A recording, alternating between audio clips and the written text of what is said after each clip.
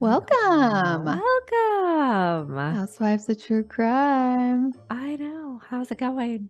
Oh, well, by the time you hear this, I'm going to be in the snow. Oh, yeah. Yeah, so we're going skiing for spring break. My kids are excited. I am more excited than last year because it's a little warmer, but it's still not that warm. It's like 30 You're going to have a something. hard time. I feel like it's cold across the country everywhere. And Tabitha prefers perfectly warm conditions and fresh powder. It's so true. A little bit of a snow diva. Listen, I feel like you get that in Mammoth, right? Then that's really where I've skied the most. Oh my because God. I just, by the way, burnt my tongue so bad. I put my coffee in this Yeti that my girlfriend got me the other day. And I did it like 2 hours ago. I thought it really does. These Yetis work, just FYI. But anyways, in Mammoth, it is really great snow conditions all the time. It snows at night. And Yeah, then but it's not like, this year, honey. no, is it too cold? It's too cold. I was supposed to be going to Lake Arrowhead this weekend, and they called me and told me can't do it. No can do barbecue. Mm-mm. Well, I'm not going to Mammoth. I am going to Park City, and the weather does look decent, but I prefer it in the like 40 degrees in the daytime. I would prefer somewhere warm. Going to the snow does not sound appealing to me in particular because I feel like I get enough of the freezingness right now. I know. I'm actually on my way to see Gretchen in a couple hours in all actuality. And I looked at the weather and I'm like, it is so much nicer in Texas right now. I wish it was flip-flopped because you would be so happy coming here in like 75, 80 degrees. Word. You're not used to this 50 something. So in other news, thank you for all the bed recommendations. I am on my way to a new, happier, healthier bed and back. How exciting. I feel like so old, by the way. I'm like kidney stones 1 week and back problems the next. Like, seriously, something is wrong. Yeah, it happens. Yeah, I guess it does. So they say. What's up with you, Sugar Boo? Oh my gosh. I survived another outdoor field trip on the boat. That was really exciting. I got a text like 4 days later from one of the moms that was there that was like, I still can't believe you did this twice. Did you tell her that she doesn't listen to the podcast enough? Because if she did, she would know that you often torture yourself. No, I don't actually recommend these people listen to the podcast. Word has gotten out, but I don't recommend because I'm not that exciting. Like I only have like so many funny things happen. And then they're like, yeah, I already know that. I heard it on the podcast. I know that has happened to you in the past. What happens to me is I talk about you and then you get offended. I don't say anything bad. Yeah, I don't say anything bad either. Even my husband doesn't like when I share the story. Except for I say bad things about my husband, but he doesn't listen. Well, both of our husbands don't listen anymore. They used to listen. It's better if they don't listen. It's better if they just think we, go in our little studios and talk to each other. Because I really think that's what they think we're doing, which we are doing. Yeah. Ultimately, we are. Oh, I had a new child. Oh, I know. Gretchen has a house guest for a while. Yeah, I do. Yeah. Yeah. He is the greatest. He is like in his 20s and he's a relative of my husband's and he's working for my husband. So he's out here staying with us and he is just the absolute most well-raised child ever. Okay. So can we ask his parents what they did Oh my God. Yeah, I definitely need to. But he grew up in Oklahoma. So for one, that's better. But my kids are having kind of a hard time with it because we keep saying like, oh my, Baylor, you're such a good kid. Look at how he says thank you and puts his dish in the sink and everything. Look at that. And they're like, kick rocks, Baylor, making us look bad. If you're named after a Christian college, you best be on your best behavior. Okay. I'm just saying. Yeah. That college is real Christian, by the way. It's been real fun. Good. I'm glad. I have no idea, by the way, what you were talking about today. Like, absolutely, boom. Didn't even ask. We probably are doing the same case. I think you're going to be pleasantly surprised. That I'm not doing this case? No, you're definitely not doing this case. You will recall I've talked about doing this case for a while. Okay. All right. Well, let's get to it. Okay.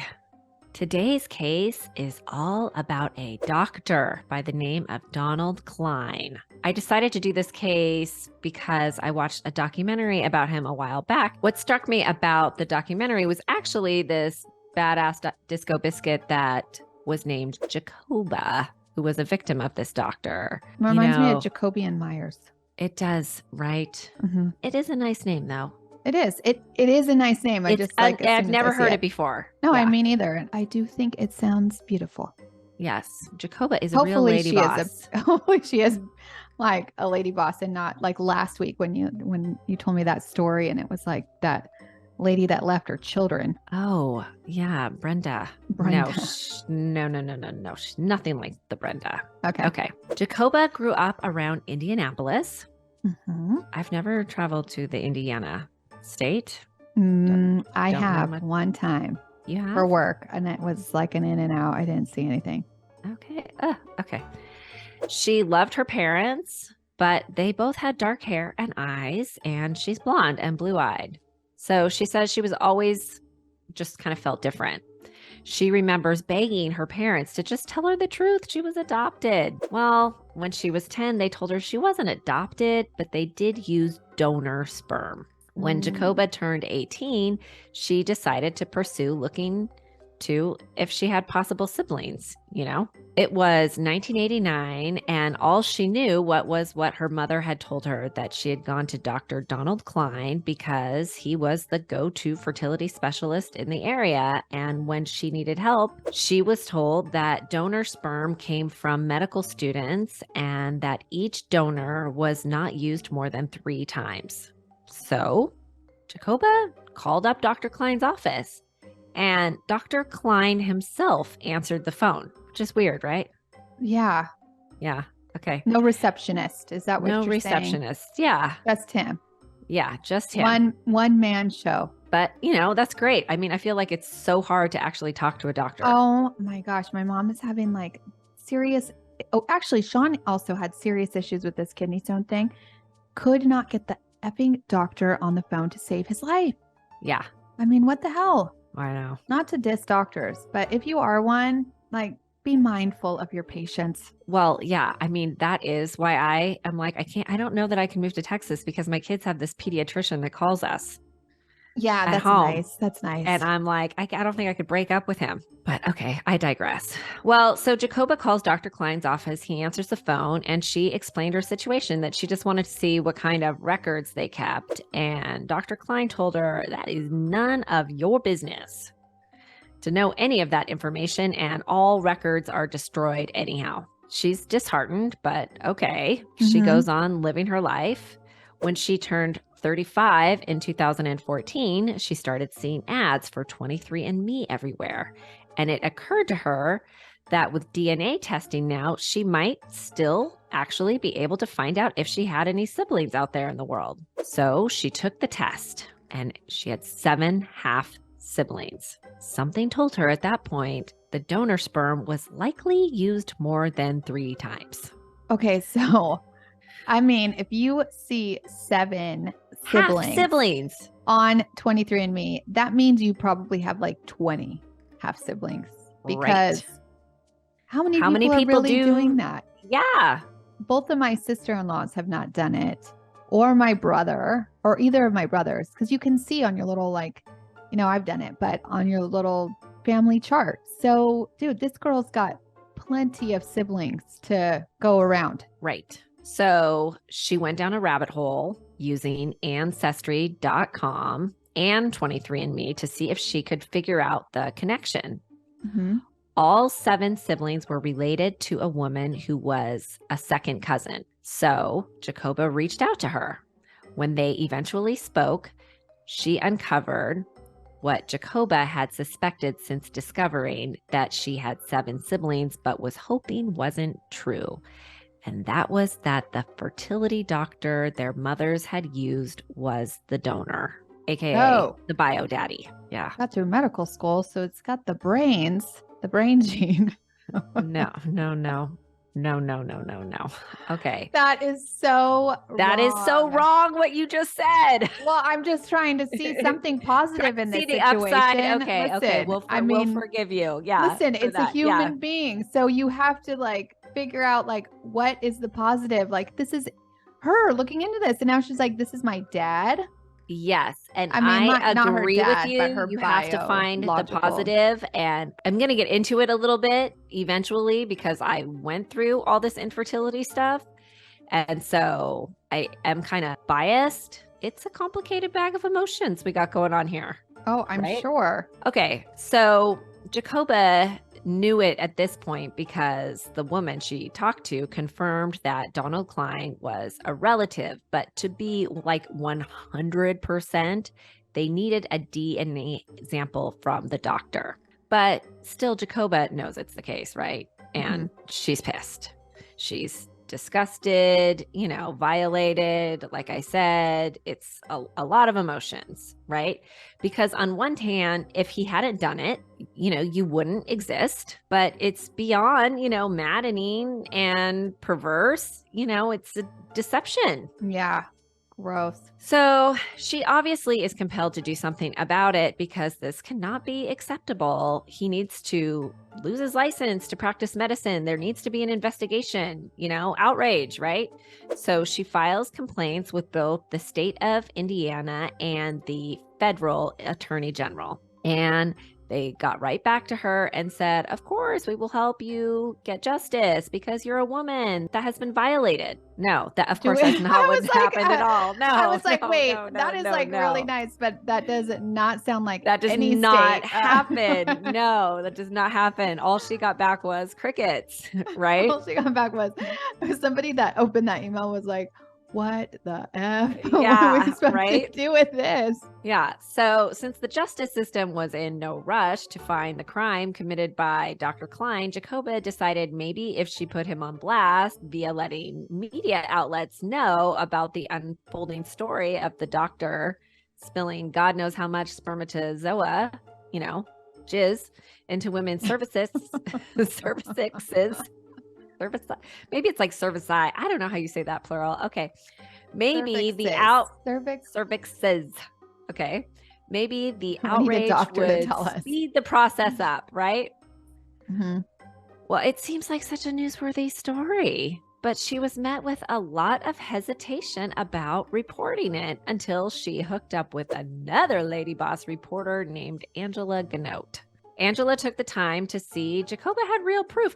She's got the DNA shit, right? Yeah. Okay. And there were 7 known siblings at this point, and who knows how many more could be out there. So she reported the story on the news, but because they did not have Cline's DNA, they did not use his name at that point. This reporter plays a big role in the story because she continually pursued the Attorney General's office to look into the case. But, when they aired the story, there just aren't that many fertility doctors out there. So even though they did not use his name, like everybody knew who they were talking about. Yeah. And so the children the doctor had actually raised. Yeah, I was wondering, how many did he have personally with his wife? Okay. 2.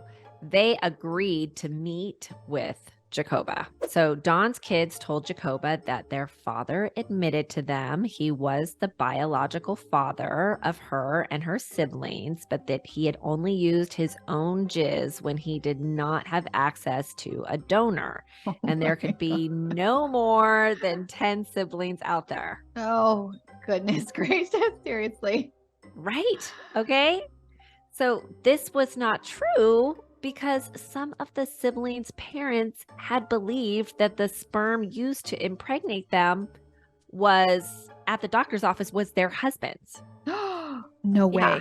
Yeah. And the husbands had given fresh samples. What the hell? My husband. So that's not true. Your husband what? Gave a fresh sample? I gave a freshie. With a in the masturbatorium. With a Playboy magazine or something. Yeah. Oh, yeah. They have little rooms with materials. No lotion, though. No way. Yeah. Nothing to help you. Could you go in there with him? I think I could, but I didn't want to. I waited outside the door. That is so weird. I'm sure Yeah, Jeremiah. it's a I'm magical glad, conception. I'm glad he doesn't listen. He had to do it a lot of times too, by the way. Well, Yeah. Okay. So, TMI. yeah, he's got People. skills, right? Okay. Oh my God.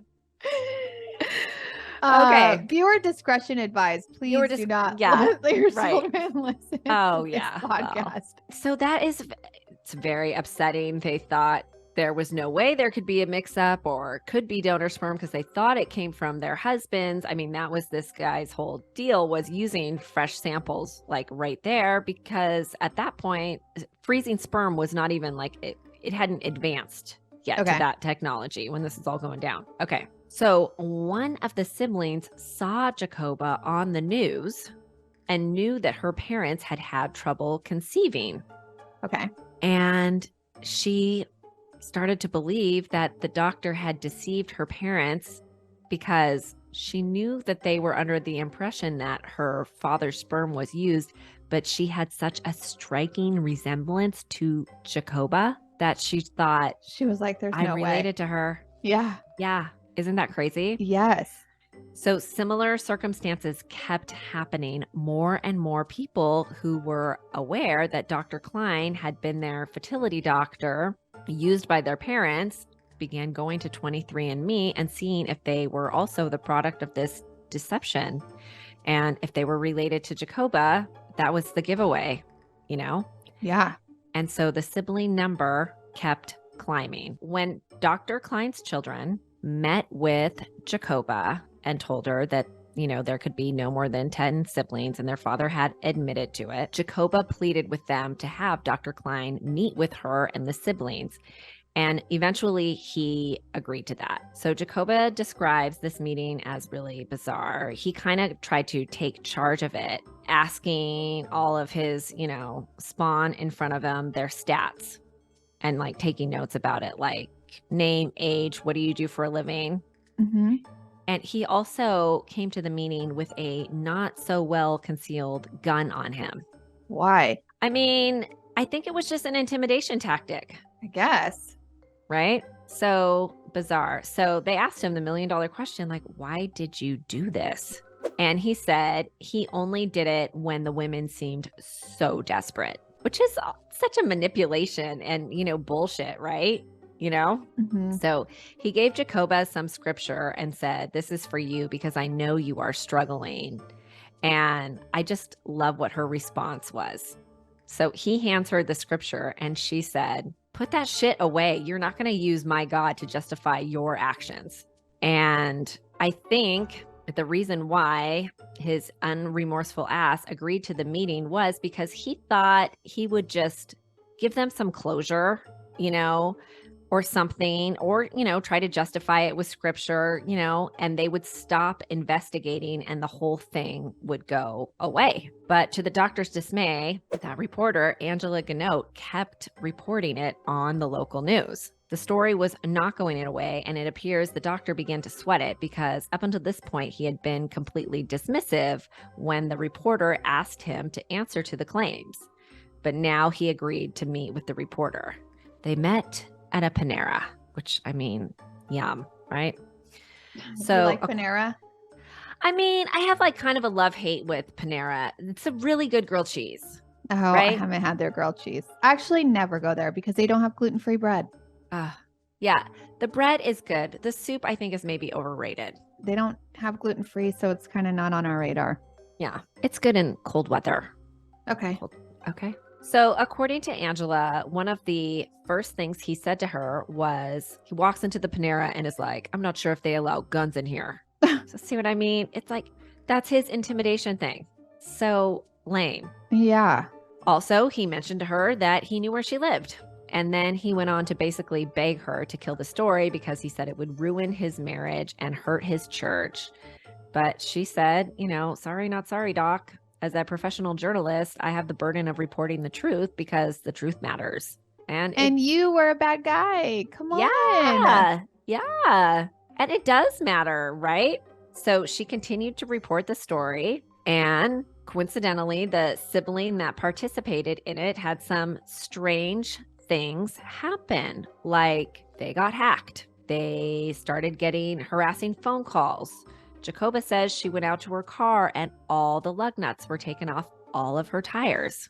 So she would basically kind of die if the tire just came off. I mean, she could have died. I mean, I think he just, they have no proof that he was behind any of this, but it's very coincidental that all this stuff started happening after they went public with their story. Well, this did not stop Jacoba from her digging into what was the possible reasoning that he had done it. She learned that in 1963, he hit a little girl with his car and killed her. So side note, in the documentary, Our Father, they do a reenactment of this and they portray the child as a little white girl, which is upsetting to the family because she was Black. And I get it. I mean, if they have to relive this painful memory from 1963, at least honor the victim by giving her the respect of getting her basic information correct. Right. I remember when you watched this. Her name was Angela Golden. She was 4 years old. She was chasing after her mother and darted out into the street. Angela's sister, Tanya, grew up and named her daughter Angela after the sister that she had lost. And sadly, her daughter Angela was killed in a car accident when she was 15. What? So sad, right? Yeah. So the reason why 4-year-old Angela Golden plays a role in the story of Dr. Cline is because after the tragic accident occurred, that's when it said that he became uber religious. He had Christian scriptures posted all over his office, which is weird for a doctor's office, Yeah. Usually it's just like pictures of random islands or flowers or shit, right? He also had periodically his employees pray with him, which would make me uncomfortable. I don't want to be praying with my employer. No. I mean, some people would probably think it was fine, but not everybody. I think maybe, but not everybody. Right. Seems just like a weird boundary to cross. So he's super religious. He was an elder at his church, so he performed baptisms, counseled people. No, he's like kind of Christian. Just Christian. Just Christian. He taught Sunday school. Born again kind of thing. He's real Christian. Okay. Well, listen, my friend goes. I mean, there's a big variety, right? No, it's true. It's true. My friend goes to a Christian school and they are Christian as well, but this school is very Christian and they make them pray. Like she went for the parent teacher conference and the teacher prayed before the conference and then again after the conference, which, the conference lasts like 20 minutes. She was like, whoa, that's extra. Yeah, that's extra praying. Yeah. I mean, to each their own, but whatever. Shoot, some people. But I think Dr. Cline would have appreciated that. Right. I think he would have thought that was just hip. The bee's knees. Right? Okay. Right. I would like to know where in the Bible does it say to deceptively, swap jizz upon unsuspecting vulnerable women? Nowhere. I mean, maybe. Get it. Okay. I don't know. What do I know? I don't know anything. I don't think it does. And I looked into the church he attended, which is Zionsville Fellowship, and I found that it's just a pretty typical Christian church, based on their website. But the verse that Don referred to, and he used to have up in his office before, is posted on another Christian group's website. That verse is, "Before I formed you in your mother's womb, I knew you." The Christian group is like a fundamentalist group. It's an organization called Quiverful. And Quiverful followers believe in having as many children as possible to be like ambassadors for God, because there's going to be a need for this conservator Christian soldiers of God to, uprise and stand up against, like the counterculture. Right. Okay. It's a thing. It doesn't sound like real healthy to me. I don't really like the reducing women to, breeders like it sounds like they have. Also, I think having a whole lot of kids can lead to some problems. Example being the Duggars, who, by the way, have not said that they are part of the Quiverful movement. But you suspect? Okay, well, I suspect they should at least tell the people running the show over at the Quiverful website, because they are selling their book on their website. Okay, so maybe they are. Yeah. 19 kids and counting or something is their show, right? Right. So there is no direct link that proves that Dr. Cline was or is part of the Quiverful movement. One reason, like the Duggars and Dr. Cline might not want to be directly associated with Quiverful is because they are rooted in racist beliefs about preserving. What it's also disgusting is, despite the fact that being inseminated is very clinical, even, when it's your husband's sperm. I know, because I think I did like 9 IUIs before doing IVF. It wasn't clinical when Dr. Cline was performing it. There is just something really disturbing about the fact that he was on I just shot my load high. And then he has these women, spread open and inseminates them with it. It's so disturbing to everyone involved that he was likely a demented racist, along with also being perverted the way he committed this. Yeah. So the other big question besides why he did this is, did anyone else know? His former colleagues say absolutely not. They denounce him. They say he's evil. They describe... I don't think anybody would know.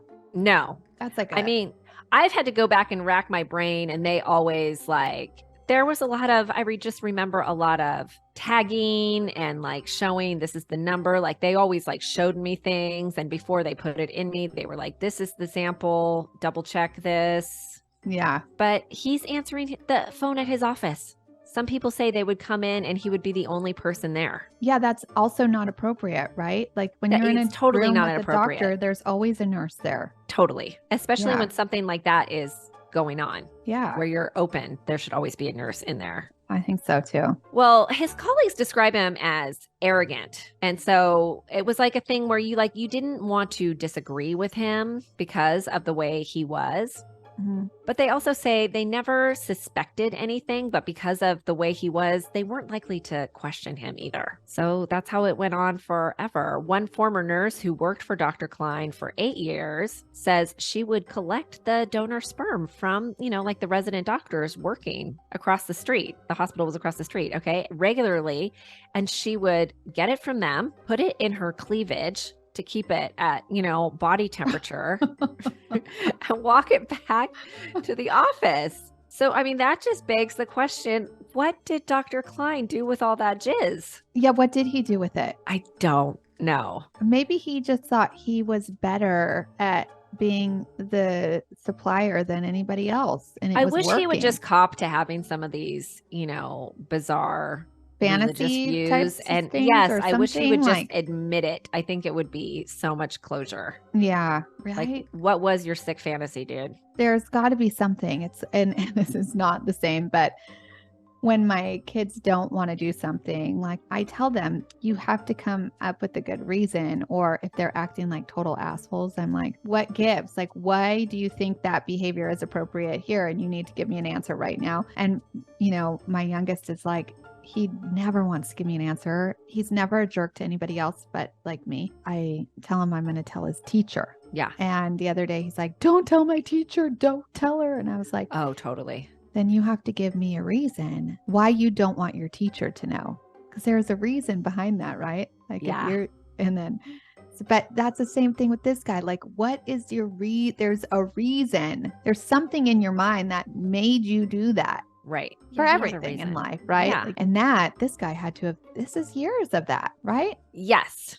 My other thought on the whole situation is watching the interviews with some of the parents it's really cringy to me. They say things like, he has taken everything from me.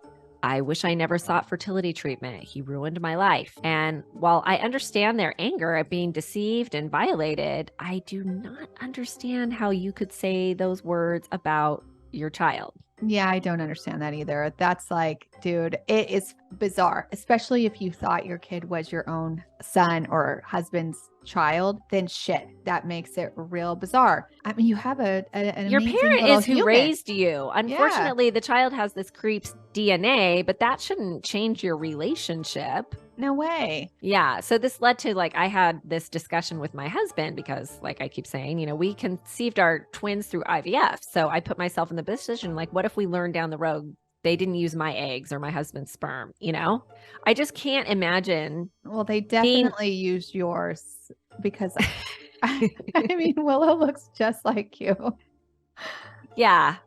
And Ruby does look a lot like my husband. I mean, but it's I can't imagine being well, let's swap them out. No way. Yeah, no. I mean, they're here and they're ours. Yeah. I mean, I think that's why I hesitated actually on doing any story like this, because I don't want to sound like I'm condoning what he did, and I don't want to sound like I'm discrediting their feelings. I just thought their reaction was hurt on top of hurt. And a little selfish. Too much. Yeah. It's too much. Listen, yeah. I don't know how I would feel. I think it would be really weird. There would be a part of you that has to get through that. But I've known people in situations where they find out that they have another sibling, or they find out that one of their parents is not their parent, and all this stuff. And I think you just deal. Yeah. I've had that situation happen in my family too. And you just deal. Yeah. So did he go to jail? Okay, I'm going to get to that. Okay. So after almost 2 years of Jacoba uncovering the truth and watching the number of siblings she had on 23andMe climb higher and higher, still, officials did not take action against Dr. Cline. The reporter, Angela Ganode, and Jacoba were finally able to get the ball rolling in regards to legal action because they were pretty relentless with county prosecutors demanding that they respond to the complaints against Dr. Cline. What they were initially met with was being told there was actually nothing specifically illegal about what he did. Isn't that kind of mind-blowing? Well, yeah. I mean, they just didn't have that in their medical they laws just yet, didn't or what? have it. Yeah, exactly. There was no law for it. Of course, agreed it was wrong, but they were perplexed as to what to charge him with. For it to be rape, they said it has to be both force and non-consent, but they did consent. It's not really rape. And they didn't really consent. They consented. They didn't consent. I wouldn't even say it's rape is a sexual act. It's not a sexual. It sort of is though, right? Because he's getting off on it. Oh. It was fresh. It's complicated. It has to have its really own complicated. It has to have its own term for sure. So they argued, what about battery? Well, they were told it wasn't that either. To which Jacoba responded, so if I spit in your face, that's not battery. And the prosecutor said, well, actually it is. So she's like, well, then how is inseminating women who did not consent to the donor using his sperm not battery? Yeah, that makes more sense. That's a little more invasive, right? Prosecutor couldn't agree on that with them either. What finally did get the doctor charged with something was the reporter pointing out to the prosecutor that the doctor had lied to the attorney general's office. He was questioned by them early on and said that he had never inseminated a patient with his own sperm. Oh. And at this point, what do you get for that? Everyone agreed. A slap on the wrist. Well, it's obstruction of justice. You can't be lying to the attorney general. Okay. So he was charged with, presenting a false document, obstruction of justice. Once he was officially charged with something, even though it was a pretty weak charge, they were able to subpoena the doctor's DNA, right? So they rolled up to his crib and swabbed him. And of course, they got the official answer they were waiting for. You are the father. He was questioned and said now he wasn't sure how many times he used his own sperm. It was a real long time ago, guys. And I destroyed all the records conveniently. I destroyed them. They didn't get lost in a fire because I think that's probably a better thing to say. Better. Yeah, right? Right? I mean, I destroyed them or they got destroyed accidentally. No, he definitely did not say accidentally. Okay. He pled guilty to 2 counts of obstruction of justice. And, that day in court, it felt, like some kind of vindication for the victims.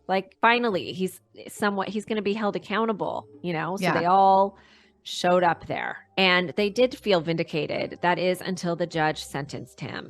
Victim impact statements were read that explained the magnitude of his actions, like there are 90 plus siblings in a 25-mile radius.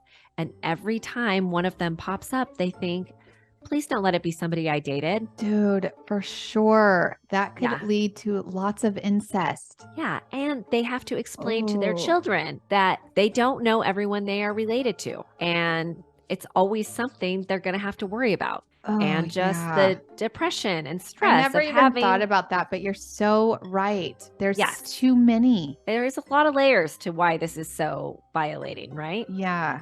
Yeah. And they, expressed they had identity crises, and I could it's see that. Yes. And caused just massive amounts of pain. Well, apparently the judge was not moved by this. Perhaps she was more moved by the letters that were written by members of his church, because they sent in a bunch too, talking about, remember, he taught Sunday school. He's a great man. Because the judge sentenced him to a suspended sentence and a $500 fine. Stop it right now. Yeah. She must have been part of the church. Was in Indianapolis, but I mean, it's a pretty small area. Okay. So then she was a sibling. I don't know. What was she? I don't know. I have no idea what the reasoning behind that was. I can't imagine. Because you would think, I mean, it's the first of its kind. You need to make an example out of this so other doctors know, don't be doing this. Yeah, that is so bananas. Yeah. It was after the sentencing that Jacoba and some of the siblings went on the Dr. Phil show. My mom was a 20-year-old girl when she went to see Donald Cline. My mother completely trusted him. She was told that she was getting a medical resident and he was being used no more than 3 times. That's what she consented to. But instead, Cline used his own sperm without her consent. Which I'm glad for them that Dr. Phil explored the topic and gave them like some validation, since they didn't get it in the courts, Yeah. Dr. Phil consoled them and said, you are blessed to have the parents you have, but that bond should not have been tested in this way, which well said, Dr. Phil. He always knows what to say. He does. He gave him a real move and talking to about how life is just 5% of what happens to you and 95% how you handle it. Just because you have this man's DNA does not mean you're going to give him any power over your life. Yeah, no way. Yeah, so wise. Okay. Listen, I just say take the smarts. Right? Shit. Okay. I wish I had a little more intelligence in my brain. Right? Well, yeah. Okay. So, gotta get through math somehow. Word. Right? Right. Having a hard time with 4th grade. I know. Dude, I see the stuff my daughter's doing in 7th grade. I'm like, I don't think I got there. Yeah. If I did get there, it was by the grace of my friend sitting behind me. Oh, no. Well, you were a cheater, pumpkin eater. That's terrible. Listen, I allegedly know. Okay. I'm not. Wait, can I plead the 5th? I'm pleading the 5th, actually. Plead the 5th. Not saying anything. I'm not convicting myself here. Okay. Okay. Well, here's some math for you. At the time the Dr. Phil show aired, there were 74 known siblings. As of May 2022, there are 94 known siblings, one of which realized that not only was she a, Dr. Cline kid, but he had also been her fertility doctor. I don't know if she has tested her child's DNA, but she has talked about how completely beyond icky it is that her biological father was all up in her cooch during her office visits. Did he know? She thinks he did. I don't know. He did it so many times. I don't know if he knew. She probably might talked be about the fact that he was her mother's suspected. doctor. She knew she went to her mother's doctor. Yeah. And let me tell you, they are all up in your cooch every single time you go for one of those fertility treatments. They do a ultrasound that looks with this thing that looks like a dildo. Oh, yeah, I mean, know. you If you are- had a kid, you had that too. Yeah, it's a lot. Okay. It is a lot. It's gross. But what if her kid is his too? Yeah, that's incest. That actually doesn't get the I brains. think I That just would gets, not even all wanna know. funky. I don't know if I want to know either, because then you're scared of all the health problems that come with that. That's not just that you look way too much alike or whatever. Like there's more to that. If your mother is also your sister or something funky like that, like that shit gets real messed up in the gene pool in your DNA, just not good. So that's where it really gets me that he's an ass. As of today, Dr. Cline in his 80s and still living in his home in Indiana and still married. I'm not sure how his relationship is with the children he raised. Based on some Facebook sleuthing, it doesn't appear that they have one. His son posted a meme that said, "The road to hell is paved with the bones of priests and monks and skulls of bishops are lampposts that light the path." And someone commented, "It's also lined with Donald Cline." He didn't remove that comment. So I think he's probably just, distanced himself from his daddy, and everybody kind of knows the deal in his inner circle, right? I would agree. As for Jacoba, since the documentary aired, she appears to have kept busy with speaking engagements about fertility fraud. She has worked with other victims to change the laws, and she supports an organization called DNA Angels that helps people find their biological parents. Currently, only 4 states penalize physicians for inseminating their own sperm into their patients without expressed consent. Colorado, Texas, shout out Texas, Good Florida, job, Texas. and Indiana. There are no federal laws against it. According to a recent New York Times article, over 50 doctors have been caught using their own sperm over the last several years. 50. Due to people using DNA testing to trace their ancestry. Some of the siblings banded together and sued Dr. Cline personally, and a settlement was reached in May 2022 for $1.3 million, which I'm pretty sure his insurance company had to pay out. Yeah, for sure. And I read the reason the number was pretty low was considering how many victims there were was because it happened in the 70s, 80s, and their caps for compensation that go back to when malpractice happened. Yeah. Netflix is being sued by 2 of the victims who are saying that they agreed to participate in the documentary as long as they weren't identified. They have all the writing in correspondence with the producers that say, yeah, will you respect your privacy? But there is a scene in the doc which shows a wall of photos of Cline's confirmed children, and their photos are shown. So that lawsuit is still in litigation. And I actually agree with them. I think Netflix did them dirty. I think it should be up to them whether or not, they wanted to be public about their involvement. Yeah, I agree. They were nice enough to contribute to the whole thing in the first place. I agree. Okay, that's WAP. All right. Well, thank you so much for that. Really kind of gross one and unfortunate. But there's no death, so that's nice for this week, since last week was, double duty of death. If you guys want more of us, listen to patreon.com/Housewives of True Crime, or if you listen on Apple, just subscribe. We are also putting both podcasts at ad-free for Patreon listeners and Apple subscriptions. So if you want to not hear any ads, then subscribe or go to Patreon. And if you did not listen to last week's Patreon, we have a very special guest that's talking all things Murdaugh. And listen, we got actually a few different insiders that came forward to tell us some stuff that they know, and we are dishing the details. So it's a good time to join Patreon or Apple subscription right now and go back and listen to last Thursday's episode. And if you haven't followed us on all the social stuff, follow us there. And if you haven't watched us on YouTube, please go to YouTube, Housewives of True Crime. I think that's all. I am out of breath. Have a good week. Clink, clink. Clink, clink.